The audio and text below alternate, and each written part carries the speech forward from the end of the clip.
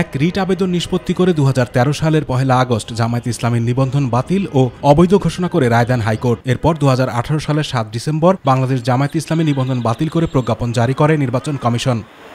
পরে হাইকোর্টের রায়ের বিরুদ্ধে আপিল করে জামায়াতে ইসলামী। এরপর তৎকালীন প্রধান বিচারপতি ওবায়দুল হাসানের নেতৃত্বাধীন 6 বিচারপতির আপিল বিভাগ ডিসমিস ফর ডিফল্ট বলে আপিল খারিজের আদেশ দেন। ফলে রাজনৈতিক দল হিসেবে বাংলাদেশ জামায়াতে ইসলামীর নিবন্ধন অবৈধ ঘোষণা করে হাইকোর্টের দেওয়া রায় বহাল থাকে। ওয়ালটন টেলিভিশন মাত্র 25,490 টাকায় পাচ্ছেন গুগল টিভি। ছাত্র জনতার গণঅভ্যুত্থানে আওয়ামী লীগ সরকারের পতনের পর গত বছরের 22 অক্টোবর রাজনৈতিক দল হিসেবে জামায়াতে ইসলামীর বাতিল হওয়া নিবন্ধন ফিরে পেতে খারিজ হওয়া আপিল পুনরুজ্জীবিত করে দেন দেশের সর্বোচ্চ আদালতের আপিল বিভাগ। এর ফলে নিবন্ধন ও দলীয় প্রতীক ফিরে পেতে জামায়াতের আইনি লড়াই করার পথ খুলে যায়। গত 12 মার্চ রাজনৈতিক দল হিসেবে জামায়াত ইসলামের বাতিল হওয়া নিবন্ধন ফিরে পেতে আপিল শুনানি শুরু হয়। গত 14 মে জামায়াত ইসলামের বাতিল হওয়া নিবন্ধন ও প্রতীক ফিরে পেতে আপিলের শুনানি শেষ হয়।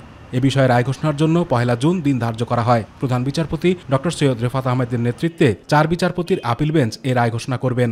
জামায়াত ইসলামী তার নিবন্ধন ফেরত পাবে ইনশাআল্লাহ, এবং একই সাথে বাংলাদেশের রাজনীতিতে জামায়াত ইসলামী নতুন উদ্যমে নতুনভাবে মানুষের সাপোর্ট নিয়ে মেজরিটির ভিত্তিতে বাংলাদেশের রাজনীতিতে গুরুত্বপূর্ণ ভূমিকা পালন করবে।